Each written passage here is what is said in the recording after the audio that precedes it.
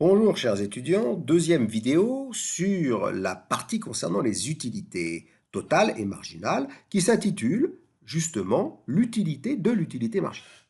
En dehors du fait que cette utilité marginale mesure le supplément d'utilité lié à la consommation d'une unité supplémentaire, elle va aussi expliquer les choix et la manière dont les consommateurs ordonnent leurs choix.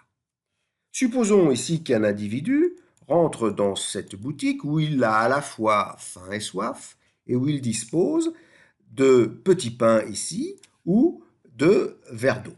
Donc il peut choisir de manger des petits pains ou de boire des verres d'eau.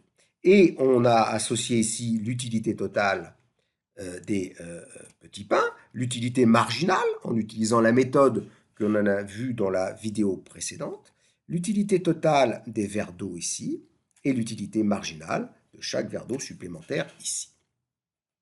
La question qu'on va se poser, c'est bon, si jamais tout est gratuit, eh ben, il va finir par effectivement manger 5 morceaux de pain et boire 6 verres d'eau. Mais comment? On ne peut pas tout ingurgiter en même temps. Il va bien devoir faire des choix. Il va ordonner ses choix. Il va faire des choix séquentiels. Et pour ça, on va supposer effectivement ici qu'il va, quand il rentre dans la boutique, il va devoir choisir soit je bois un verre d'eau tout de suite, soit je mange un morceau de pain, un petit pain tout de suite. Donc comment est-ce qu'il va décider? Il va décider en comparant directement, vous voyez ici, les utilités marginales. Donc, le premier choix qu'il va faire, ça va être de boire un verre d'eau. Pourquoi? Parce que l'utilité marginale du verre d'eau, ici, est à 45, alors que l'utilité marginale du premier petit pain est à 20. Donc, premier choix, il boit un verre d'eau, et la valeur des utilités marginales correspondant à ce premier verre d'eau est de 45. Alors ensuite, une fois qu'il a bu son verre d'eau, il va devoir choisir entre un deuxième verre d'eau ou un premier morceau de pain. Eh bien, effectivement, il va prendre un deuxième verre d'eau. Pourquoi? Parce que le deuxième verre d'eau, et vous regarderez sur le tableau, va lui amener une utilité marginale de 25, qui est supérieure à l'utilité marginale du premier morceau. Et on peut continuer. Le troisième choix, une fois qu'il aura bu ces deux verres d'eau, s'il boit directement un troisième verre d'eau, il va avoir cette fois-ci une utilité marginale de seulement 15 ici. Vous voyez sur le tableau, 15. Alors que s'il mange son premier petit pain, il va avoir une utilité marginale de 20. Donc après les deux premiers verres d'eau, il va manger un morceau de pain, ce qui va lui apporter une utilité marginale de 20. Il continue. Après, il va reboire un verre d'eau, vous vérifierez, pour avoir une utilité marginale de 15. Il va ensuite manger un morceau de pain, etc., jusqu'à ce qu'il atteigne la satiété. Alors, si c'est gratuit, eh ben, il va manger 5 petits morceaux de pain et 6 verres d'eau, mais dans cet ordre-là précis. Donc, on voit que l'utilité marginale permet de comprendre les choix séquentiels des individus. Il ne se base pas sur l'utilité totale, mais il se base à chaque fois sur l'utilité supplémentaire de la quantité consommée d'un bien ou d'un autre. Dans cet exemple ici, les prix des morceaux de pain, des petits pains ou des verres d'eau étaient soit nuls, soit identiques. Or, il se peut qu'il y ait des différences, ce qui va modifier les comportements. Prenons par exemple ici l'exemple où le prix d'un verre d'eau est du triple du prix d'un petit pain. Hein, il vaut 3 fois plus cher. Dans ce cas-là, est-ce que le consommateur va faire les choix dans le même ordre qu'il l'a fait lorsque les prix étaient identiques ou lorsque les biens étaient gratuits?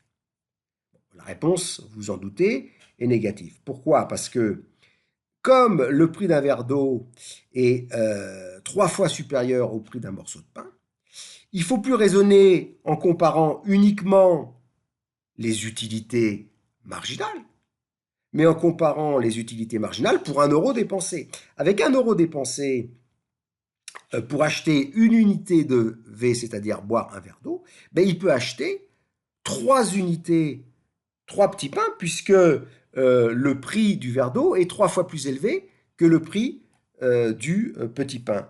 Ce qui fait que on ne peut plus comparer directement les utilités marginales, comme on l'a fait tout à l'heure, pour expliquer les choix, mais comparer les utilités marginales en multipliant, vous voyez ici, l'utilité marginale du petit pain par 3, puisque ça coûte 3 fois moins cher.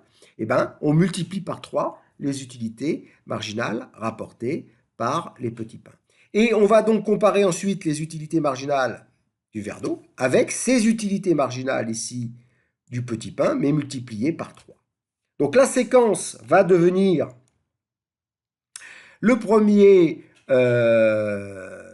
choix que vous allez faire, cette fois-ci, c'est Q.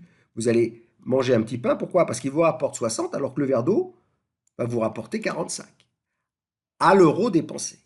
Ensuite, vous voyez que le deuxième, ça va être un verre d'eau, effectivement, 45 c'est supérieur à 30. Ensuite, un petit pain, ensuite un verre d'eau. Et pour le cinquième choix, alors pour le cinquième choix, vous allez avoir le choix entre justement 15 ici et 15 là. C'est-à-dire que vous allez être dans une sorte d'indifférence. Ça va vous rapporter la même chose, hein. Le troisième verre d'eau va vous apporter 15. Le troisième morceau de pain, étant donné son prix 3 fois moins cher, va vous apporter 15 également. Donc vous êtes dans une situation d'indifférence. Et dans cette situation d'indifférence, vous allez d'une certaine manière pas pouvoir faire des choix. Alors dans cette situation ici, vous voyez, ce qui est étonnant, c'est que si je regarde le rapport des utilités marginales, c'est donc 5 sur 15, hein, 5 ici, 15 là, et il est justement égal au rapport des prix, puisque le prix du verre d'eau étant 3 fois supérieur au prix du petit pain, le rapport des prix est de 1 tiers. Et on a ce qui provoque l'indifférence, c'est que justement, le rapport des prix ici est égal au rapport des utilités marginales. On retrouvera toujours ici cette règle fondamentale, c'est que le consommateur sera à l'équilibre lorsque le rapport des utilités marginales qu'il ressentira sera justement égal au rapport du prix des deux biens. Il faut encadrer cette conclusion, car c'est à partir de cette conclusion qu'on va comprendre comment le consommateur fait des choix et comment notamment il optimise sa situation, ce que l'on verra dans une vidéo suivante. Je vous remercie.